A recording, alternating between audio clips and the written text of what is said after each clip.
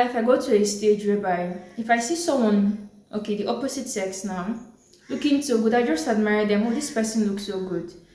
I never for once start daydreaming that, oh, this is how my life will be with this person. Because just from seeing certain traits, I know this is not someone I should even think of being with. And that's because I know.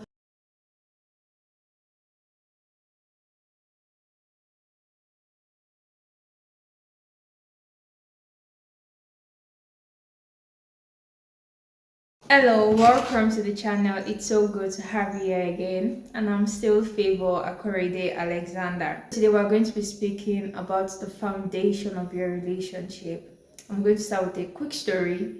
So in June, I was to be in a wedding as one of the bridal trains, and before then, my face was kind of rough, but I wasn't concerned because I knew I had a cream to use, and within 3 nights of applying it, my face will be so smooth again. Few days to the wedding, I started applying the cream, and like I said, my face was already smooth, ready for the wedding, ready to look so good at the wedding. And I remember being in church before the wedding, and I kind of did like this, and then I felt my face was smooth, and I thought, this is what some persons are actually doing. They want to get married. They want to have a great time in their marriage. They want to experience the blessings that God has in store for marriage, but they're not intentional about the foundation of their marriage. They think they can just run to God's side within a month of their marriage and it will go so well. But then again, coming back to my face story, after the wedding, okay, for the wedding, I was looking so good, my face was smooth and all. But then after the wedding, I had a rough face again.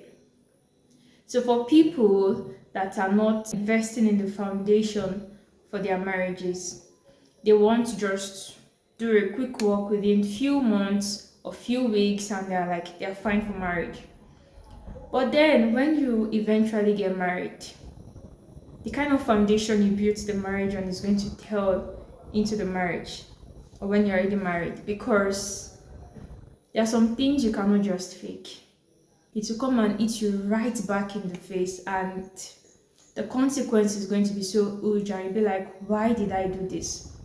So with the whole story and what I just said, all I'm trying to let you know is that you have to build a solid foundation for your marriage.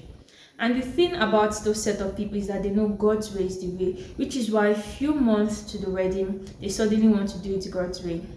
But it's really not going to work that way, because the Bible tells us, show me your faith without your work, and I'll show you my faith by my work. So you cannot just say you have faith in God's way and you're not ready to put in the work.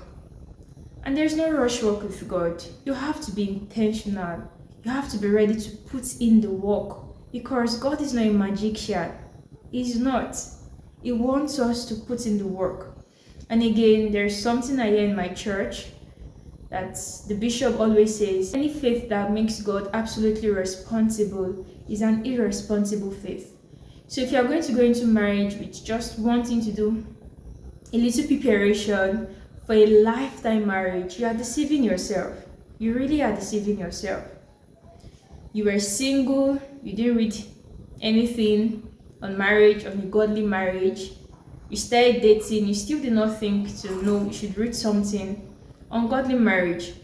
Then you guys started courting and still yet nothing.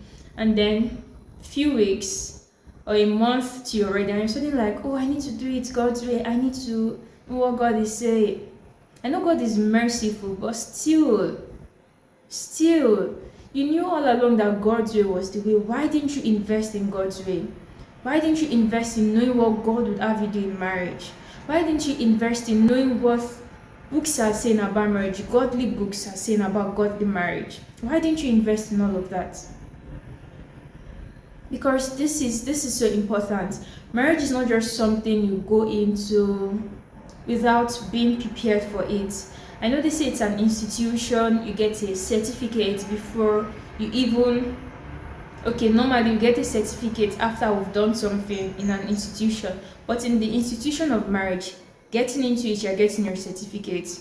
And so persons will be like, we go into it unprepared, but the Bible makes us prepared. That is why we're not doing it the way of the world. We're doing it God's way. And the Bible tells us a lot of things to do. What I'm trying to say is that invest in words the Bible is saying. What is God saying about marriage?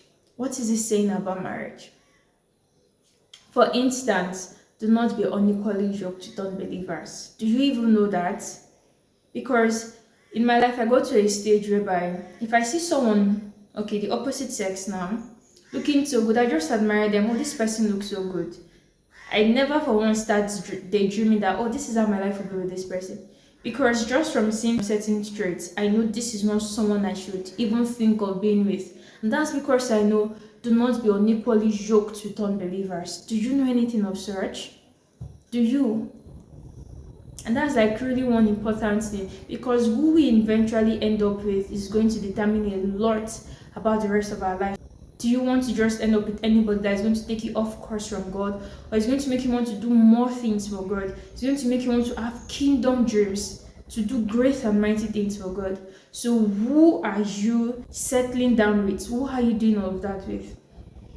And it is from the Bible we got to know you must not be unequally yoked with unbeliever. But if you don't read the Bible to see all of those things, to know all of those things, how do you want to know this is what the Bible is saying? How do you want to set a solid foundation ahead of your marriage? Okay, so now Youth Alive ARC just concluded, and Papa told us about the ark having a 9-story building foundation. Can you imagine? They knew something huge is about to be built. So they had to invest in the foundation. They knew they could not just do a rush work. They had to be intentional. So you want to get married and you've not read any book. You have no idea of what God will have you do in your marriage. Nothing. You're not even like reading to know other people's experience, how they made some certain mistakes and how they were able to make the right decision that saved their marriages from the storms that came their way. So with all of this being said, all I'm trying to say is that you have to be intentional about building a solid foundation for your relationship, because you cannot just afford to go about it the wrong way. A lot of things are tied to your marriage, your purpose, your children as well. Because come to think of it, if Mary was with the wrong person, she would not fulfill destiny. Because it was already said that Jesus was coming from the tribe of Judah. So if she was with another person from maybe the tribe of somewhere else entirely, Reuben or something else, she would not fulfill the destiny. Someone else would have been the mother of Jesus. So with all of this, it just goes to show that you have to be intentional. I don't want to have to repeat words over and over again. But basically, please be intentional about your relationship that will eventually lead to marriage. And always remember, God's way is always worth it. I'll see you in the next video. Don't forget to subscribe, like the video, and share it. Bye!